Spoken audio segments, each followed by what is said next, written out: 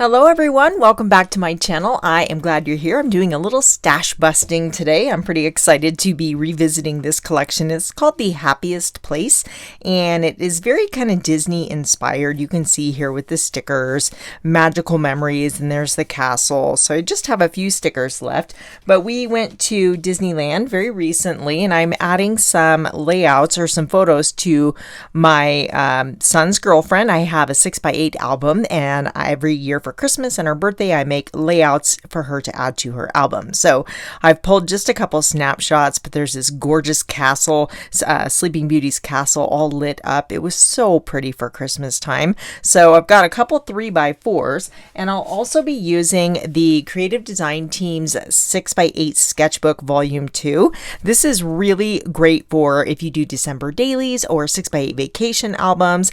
This has been really fun to use and definitely speeds up the process. So let me scoot these out of the way here. This was a big paper collection. There was lots of papers in this one. I'm going to bring in my VersaMat and I have selected the sketch here. Now this is a digital download, and what's fun about this sketchbook is it does include all of the measurements. I've got them covered up because this is, exclusive property of the Creative Design Team. But I'm going to be using this sketch with my two 3x4 photos, but I think I'm going to be flipping it because I don't want to cover up this in the background, the water fountain there with all the beautiful lights. So instead of having them like that, well, I could do that, but I think I'm going to go like that and just flip it on the sketch. So let me set this aside. So I've got this pattern paper here, and I know it's very bright and busy, but I think it's going to be fun. This is going to be the strip down the center. It's a little bit narrower. It was a scrap though, and I thought, I'm just going to use it up even though it's not the same measurement as the sketch. So if we bring these in here like this, maybe I want to put that dead center since it's a little bit more narrow. That looks pretty good. That castle's so pretty. I was thinking I might try to incorporate this stamp set, the storybook card making stamp. There's the castle stamp here. And one way to see if it's going to fit, I did trim this down. It was on one big sheet, but I trimmed it because there's a card back with it and I wanted it to fit inside the stamp envelope. So that's why that packaging is larger. So I might make this a double page layout. So theoretically we could put it on the other side or it could go right there. I've got a couple stickers too. I wanted to include this heart that, kind of reminds me of Minnie Mouse, and then this sticker that says fun. So they've got the embellishments right here, which would be here, and then a little banner tell. And those are just suggestions. You obviously don't have to use florals. It's just to guide you on where to place the embellishments, but of course change those up to coordinate and complement your photos. I do think that looks cute. I'm not going to do a little banner tell from the top. We've got this busy background, so I think less is more. I did decide to make this a double page spread. I've got another photo of Hayden and Desiree pictured in front of the castle during the daytime, so I thought, I'm just going to put all of the castle themed photos on one page. I made this one a little bit bigger.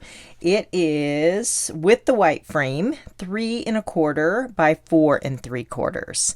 So maybe we'll put that one kind of right here and then have the castle overlapping down here. I think that's going to look good. And we've got room for a little journaling. So what I'm going to do is bring some of this paper over to the other side. I don't want the whole background to be striped. I think it'd be too busy. I cut a 1.5 by 8 inch strip, so that will kind of connect those two pages there. And I did strategically cut that so that the diagonal stripes were continuing on and lining up. Let's go ahead and stamp the castle so we can let that dry before we color it. I actually have not even used this stamp set. I'm excited to have the opportunity to use it. It's so cute. There was in this storybook collection, there was also some castle stickers and even some in the SVG collection, the digital collection. So I put those castles to good use, but haven't had a chance to use the stamp set yet. So I think this is going to be perfect for the 6x8 layout size. So I'm going to pick that up with the Misty Door and then grab some cardstock. I think this will fit here. I'll secure that with the magnet, and yes, perfect. I have inked that up with my intense black ink, and I should have prepped this stamp first by rubbing it on my arm or with an eraser, but it's okay. It is in the stamp positioner, so we can stamp it a couple times if it doesn't turn out. When you haven't used a stamp and it's brand new, it'll have kind of this oily little film on it from the manufacturer, and by rubbing the eraser on it or rubbing it on my arm, if you guys have seen me do that, that's what I'm doing. And it just helps it to take up that ink much better. So we're going to do this a second time because I do not have good coverage there. And this way we can get nice crisp lines. I think that looks good. I'm going to set this aside to allow it to dry for about 5 or 10 minutes. And while I do that, I'll select my marker colors. I have a whole bunch of different colors here, but for my main castle background, I'm going to use the Ice Gray Blend, which is the lighter 3 shades of the ice gray. I think ice gray and brown gray are probably my most used markers because they're just great for stone like this or animals. I mean, so many different things. And most importantly, I use them to add shadows to my other colored images. So I just, these are my go-to colors. And I also have the ice gray shades, which is the darker 3. So it's really 6 colors in the same color family. So I'm just adding a little bit of detail. I'm going to color in the windows with my light yellow. I have selected muted brown for the wooden elements on the castle. There's a couple doors here, and I'm not going crazy with the shading. I'm just coloring around the edges with a darker shade to give it a little bit of depth. And then back to my ice gray shades, which is the darker color for the stonework around the top of the castle. Now I wanted to add some color to this because, it's a lot of gray going on. So I have selected the dark red and coral shades. I don't want the little tops of the castle roof to be really, really red. This is the dark red, so we're going to use that for the flags, and then use the coral, which is kind of in the same family as reds, but just not quite so intense. And I think this is going to look good. So it's rounded, so I'm going to put a lighter shade in the center and the darker towards the edges to accentuate that roundness. I'll go ahead and die cut that out. Isn't that super cute? Now we have a custom little castle here. We can maybe place this down towards the bottom and overlap the photo just a little bit.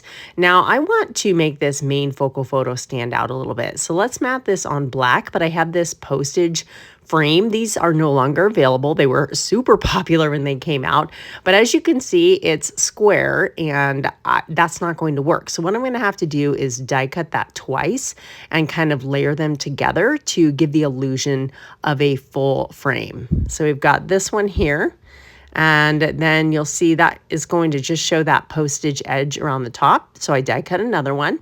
And nobody is going to see that transition where I have glued the 2 layers together. The top edge of the castle is what inspired me to use this postage frame because really it's the same design. So I thought that was kind of a fun way to use this postage die. Let's bring this castle back in here. Now I went ahead and pulled a couple stickers from the sticker sheet. I've got this heart and then some silver foiled stars. These are going to be perfect to bring in that design element on the silver foil pattern paper on the left-hand side. So I like how that kind of brings that over to the right. Now we do need a title. So I went back to the storybook stamp. There's this banner here, and I'm going to use that to put the title underneath my photo with glacier ink. So we are putting the title on the right-hand side, which I almost never do on a double page layout. And if that bothers you, you could very easily flip these 2 pages, which my, Desiree may do that when she puts it into her book. But this one here says, "Hope it's a magical day." I don't want the hope portion. So I am going to switch this around and mask off the word hope. So the title will read, "It's a Magical Day."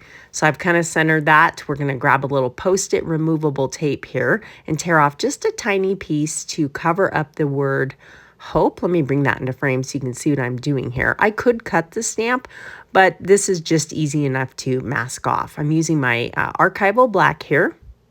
We'll go ahead and ink that up, remove the mask, and then stamp that right over our banner image, and that looks pretty good. But I am going to do that a second time just to intensify the black a little bit. So same process, put the mask on, ink it up, remove it, stamp down, and there, it's perfect. This does have a coordinating die, so I will use that to die cut this out. And then you can either cut a couple layers to pop it up a little bit there, but I have added some foam tape to the back of mine. So that's going to sit right underneath there. I printed out the details on White Daisy cardstock, and I've got this decorative square here. I use this all the time for adding sentiments to my cards, but it's got a fun, fancy decorative edge and some faux stitching details, so I thought that would be a great way to dress up my journaling. I do want to add a little bit of red, so there's this red heart here. Now I could kind of bump that up and overlap it, but let's go ahead and leave it down. I think it looks better with a little bit of space around it. And then we can add the heart to the bottom here just to add that little pop of color. Now, I love to show you guys how to use these on like a 12 by 12 design and stretch the sketch. So you could just make everything bigger, but you could also just go right across the page here and have it kind of centered. And then to finish this off, I've showed this before, this same type of design concept for turning this very quickly into a 12 by 12 layout. But I have got a couple strips of red scraps here, so you could do something like this. And then to add some character and break up that, line, you could have the tags coming down from the top. That is an option. If you wanted to add a bigger title, you definitely could. I'm just going to grab this one for fun from my little embellishment binder here and show you what this might look like. Let me get those back into place here. So I would put the title kind of down here. You could even go with a larger title, and then you could tuck the tags in coming from the top of the layout too if you didn't like them from the top of the page hanging down. So very simple, but you can see how cute that makes for a 12 by 12 page.